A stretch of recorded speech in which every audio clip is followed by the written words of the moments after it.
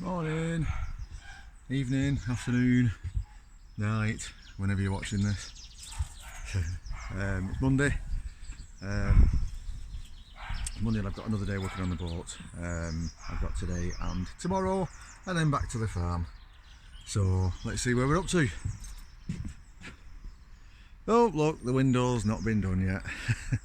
I should be able to go and pick up the glass today and start doing these windows. But let's have a look where we're up to. I've got a GoPro Max, and I've still not properly sussed out how to use it, but I should be able to. Yeah, I've got some tips on it, so I might be able to start doing a little video using that. Ooh, exciting! Okay. Oh god, still not much. It doesn't look much, does it? I still keep showing the same thing. A boat that looks like a building site. I got the heater working again yesterday. I can't even remember if I said in my last update what my experience was. I came down for a wash, so I'll come down for a shower. It looks like a building site in here, and I've no lighting yet in here. But I've got my head torch on, and I can get the heater running, and I can get the hot water running, so at least I can have a warm shower. And stripped off, put the heater on. Heater didn't work. Messed about with it a bit, couldn't get it working. It's freezing cold, just naked with a head torch on. Ended up outside messing with the gas bottles. Listen, in the end I just gave up. I thought, fuck's sake, I'll just have a shower. At least the water's warm. Guess what? The water wasn't warm. So I ended up having a cold shower in the cold by head torch. Why am I doing this? Why the fuck am I doing this? Right, I've got a load of wires here that are ready for connecting batteries up. So the batteries are ready for going in the new battery bank. So that'll be a good thing. We'd spent a while working out what size battery cables and stuff. Some of these cables are huge. Look at the thickness of that one. That's called a 50mm square cable. It's all about the amount of ampage that it'll take. Because 12 volts, everybody sort of thinks 12 volts is fuck all. You can't electrocute yourself on 12 volts. No, fair enough. But what can do is they can deliver a lot of power in terms of ampage. That's like the amount of power that can be transferred. And what happens in vehicles and boats and everything else that uses 12 volt and big batteries like this is if your wires are too skinny, then they overheat and it causes fires. So we've been upgrading the wires all over the place. So we've got and there's all sorts going on. But yeah, upgrade of wires. I've got a little setup there. Look, we've started to install the wires going to the lights and stuff and the leisure side of things in the bedroom. Excuse me. So through to the bedroom. Oh, my lovely bath. And yeah, so I've got a massive, I mean, look at it.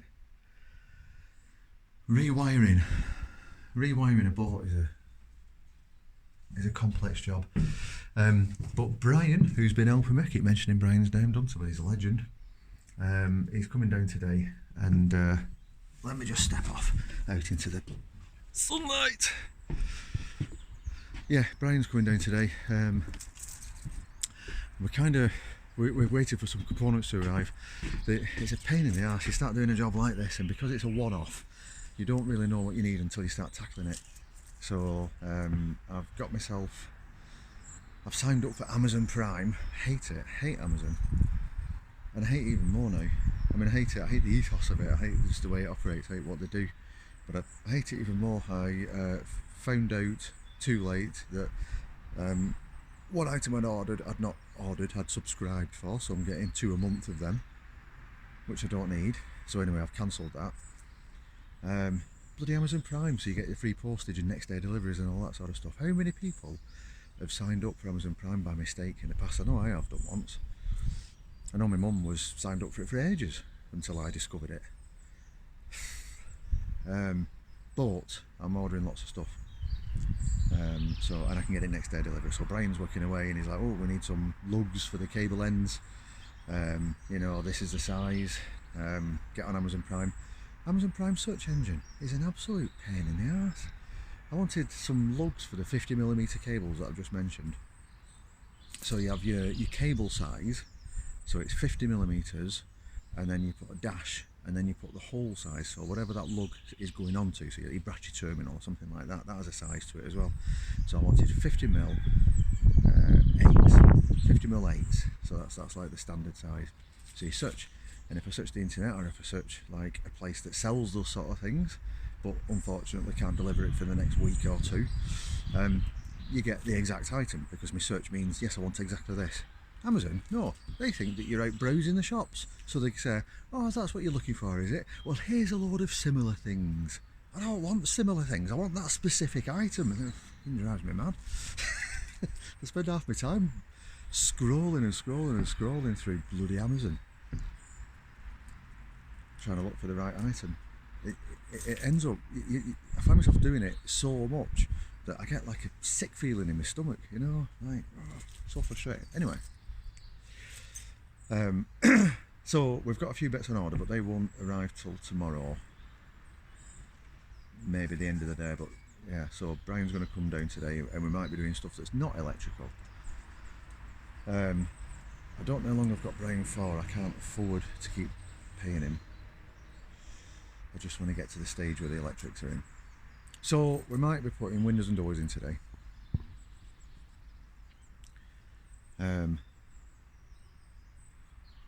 There's a door.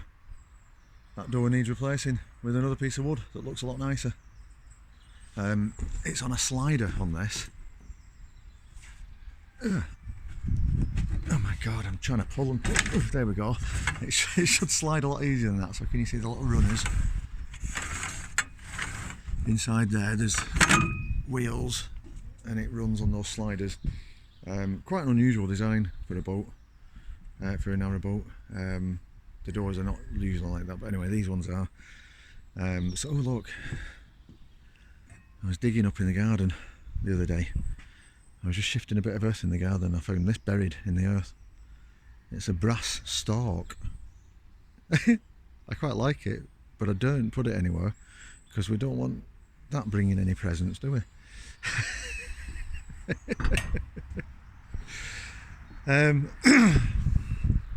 So a bit of woodwork, bit of windows, I think, is the order of the day. Oh, I'll tell you what else we're doing today, is I'm going to remount that steering wheel.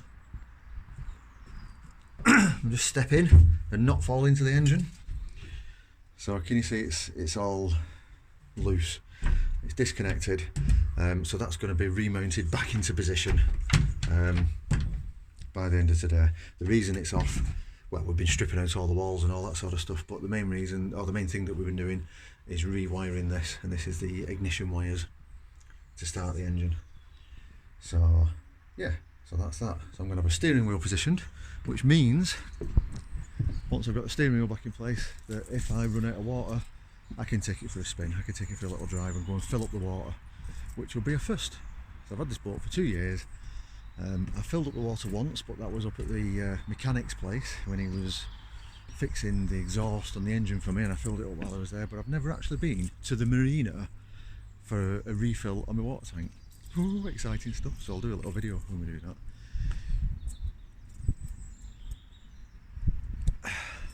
Yeah, that'll do. Today's update. Here's my view from the garden. I love the sweeping bend we've got in the canal. I think it's a good spot, this, because quite often you get on a canal and it's just kind of straight that way and straight that way. I mean, it's a bit nicer than a street that's straight that way and straight that way, but it's still it's not quite as interesting as a bend in the canal like that. Oh, there's Gordon next door. Because on that bend, the water, it's not a flowing river, but the water still seems to sort of pool a bit there, and maybe, I don't know what goes on, but the heron finds it interesting, so there must be a few more fish on the corner. The herons often there, the ducks often play there, the swans and stuff play there, so it's interesting. Yeah, it's a nice little spot. We're starting to get some, I'm noticing the willow buds are coming, people are online posting wild garlic, stuff like that. You know, spring coming is so exciting, especially when you're a forager. It's like, oh yeah, spring's coming at last. I'm kind of dreading it this year. I'm dreading it because I've got till spring to get on this boat, and spring's arriving fast, and I'm still such a long way off having it done. So, oh god, yeah. Anyway, I'm gonna start listing forages soon because I have to. I've never ever wanted spring to not come in my whole life. Yeah, bugger. Anyway, there we go. We'll get there. I've been away. Oh, another little day is I've been away this weekend filming with Channel 5. Where we're filming. I should have done a little live video when we were filming with Channel 5, shouldn't I? Because it was fun for a programme on naturism. So a group of us were wandering around the hills near Macclesfield, and then wandering around Macclesfield town, Starkers. Going down the street, being film walking down the cobble streets and into a restaurant. So the idea was we're going into a restaurant for a meal, a restaurant that's happy with naked people going for a meal. And it's nothing to do with rewilding, nothing to do with foraging, nothing like that, but I mentioned those things so many times that I'm hoping they get a mention. But really it's to do with naturism and body positivity and sort of challenging, you know, ideas of body shame and all that sort of stuff. So all fantastic stuff. But because they're filming us going into a restaurant, of course they've got to film us from the front, so we've got to go in and they want 2 takes of that, and then they get behind us and they want to film us from behind and they get 2 takes of that, so they can edit all this together and make it look like they've got more than one camera from different angles. And then going into the door, so they want 2 takes of that, and then they've got to go on the inside and film us coming in from the inside through that door, 2 takes of that. So we're just like doing this little thing repeated over. So by the end there's like a big crowd of people all stood back watching and all filming and all that sort of stuff. So it was quite funny. It's a bit bizarre that it's such a novel thing that it causes such a stir that somebody's just not wearing clothes. Like when you say somebody's naked, it's like, oh, they're naked. But if you think, well, all they're doing is just not wearing clothes. I mean, so bloody what? There's so many times in your life when you don't wear clothes, whether you're like in your bathroom or your bedroom or at home or in hospital or, do you know, like getting changed or whatever. So bloody what? But it is quite funny watching people's reactions. Anyway, right, that's enough for today. I'm going to get on with it and start getting the woodwork out before Brian gets here and rescues me from distractions and gets me focused on the boat. I'll speak to you all soon. See you later.